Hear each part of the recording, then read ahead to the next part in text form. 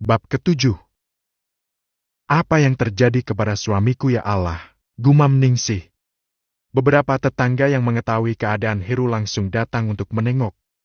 Banyak warga yang kusak-kusuk bahwa semua yang dialami Heru adalah ulah penunggu rumpun bambu belakang rumah Heru.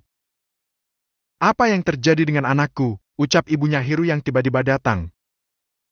Ningsih lalu mengajaknya menjauh dari para warga. Dia menceritakan semuanya tentang penculikan semalam. Ibunya Heru mendengarkan dengan seksama penjelasan dari menantunya. Jadi ini semua bukan ulah penunggu rumpun bambu belakang rumah seperti yang dirumorkan para warga? Tanya ibunya Heru. Tidak ibu, justru penunggu belakang rumah ini ikut campur alhasil Hanif yang selamat karena sebenarnya target utamanya adalah Hanif. Ujar Ningsih. Ibunya Heru tidak menyangka bahwa cucunya yang masih sangat kecil sudah menjadi target penculikan yang dilakukan oleh seorang dukun. Hanya Mbah Suryo yang tidak datang menjenguk Heru karena dia sudah pergi meninggalkan kampung hendak pergi ke pulau seberang kembali ke rumahnya.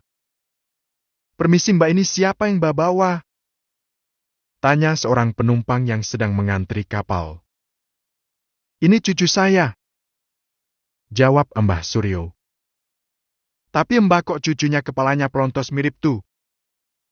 Ucapannya dipotong Mbah Suryo. Kamu ngehina cucu saya iya? Ukau Mbah Suryo dengan tatapan dingin. Tidak Mbah, tidak ya, sudah saya permisi dulu. Orang tersebut ngacir pergi. Gila itu Mbah tua ngaku tuyul cucunya. Matnya buram apa gimana jelas-jelas tuyul begitu kok, batin orang tersebut. Orang yang sedang bertanya kepada Mbah Suryo adalah seorang indigo yang mempunyai keistimewaan itu akibat mata batinnya dibuka oleh guru silatnya waktu masih merantau di kota. Kapal telah bersandar di pelabuhan yang berada di Pulau Dewata.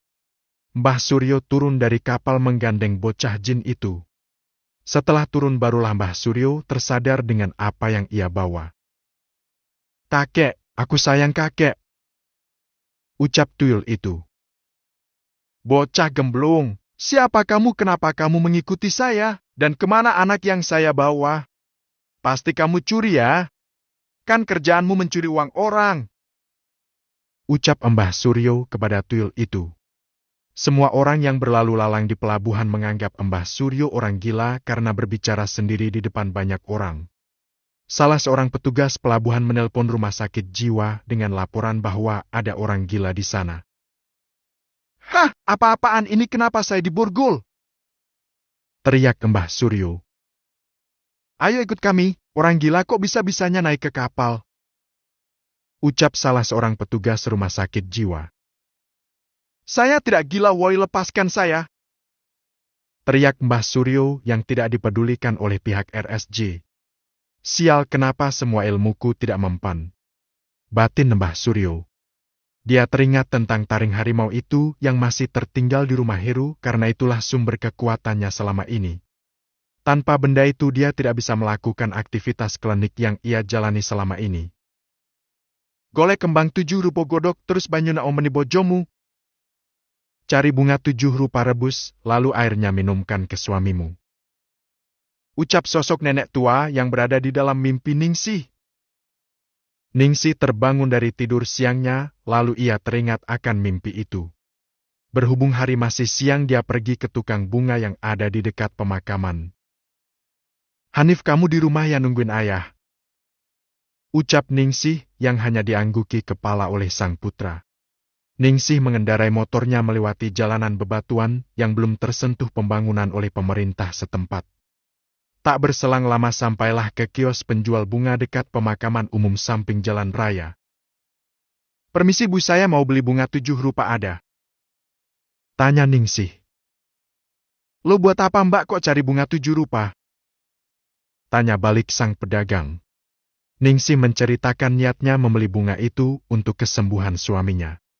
Akan tetapi pedagang itu malah berkata hal lain yang baru Ningsih ketahui.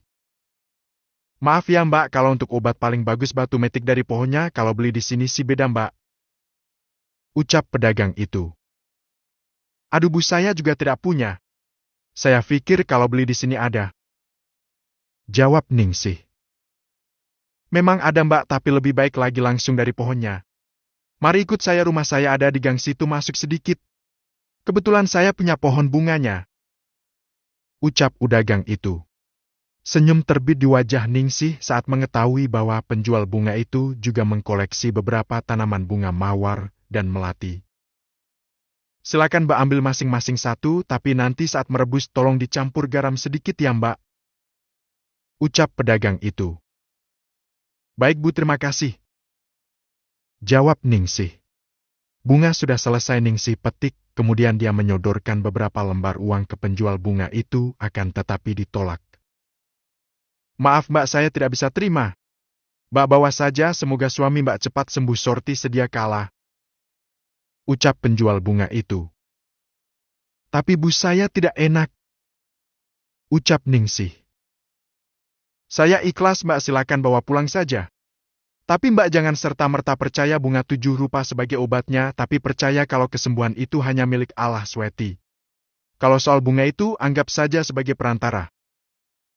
Ucap penjual bunga itu. Iya Bu, sekali lagi terima kasih sudah membantu saya. Saya pamit, assalamualaikum. Pamit Ningsih. Matur suwun dabias bantu putuku. Terima kasih sudah menolong cucuku. Ucap sosok nenek tua yang mengikuti Ningsih. Sami-sami embah, ucap penjual bunga itu saat berkomunikasi dengan salah satu kodam dari rumpun bambu. Sosok nenek itu menjelma sebagai harimau dan langsung melesat mengikuti Ningsih. Ningsih sudah sampai rumahnya, dan dia langsung merebus bunga itu, lalu dicampurkannya dengan sedikit garam. Tak lupa dia membacakan ayat kursi sebanyak 7 kali, lalu ia tiupkan ke dalam air yang akan ia rebus itu. Air rebusan itu sudah siap, lalu ia minumkan kepada suaminya sedikit demi sedikit. Tak lupa ia membaca surah Al-Fatihah saat hendak meminumkan air itu. Saat Heru menelan beberapa sendok air itu, tiba-tiba Heru terbangun dan ia merasakan gejolak di perutnya. Dia memuntahkan cairan bercampur dengan darah. Alhamdulillah, akhirnya kamu sadar, Mas. Ucap Ningsih sambil tersenyum. Sadar? Emangnya Mas pingsan? Tapi kok rasanya Mas tidur hampir 2 hari ya? Ucap Heru kebingungan. Mas memang pingsan setelah memakan makanan semalam, apa Mas lupa? Ucap Ningsih balik. Yang Mas ingat setelah makan makanan itu, Mas merasa ngantuk sekali terus akhirnya tidur. Tapi saat tertidur Mas bermimpi melihat ada beberapa harimau sedang berkeliling di rumah kita seperti sedang berjaga. Ujar Heru. Sudah jangan difikirkan lagi, sekarang Mas mandi biar siga. Ucap Ningsih. Telah selesai masalah dengan Mbah Suryo. Dan kekuatan Mbah Suryo melemah bahkan hampir menghilang dari tubuhnya karena jimat taring harimau yang masih tertinggal di rumah Heru. Bersambung.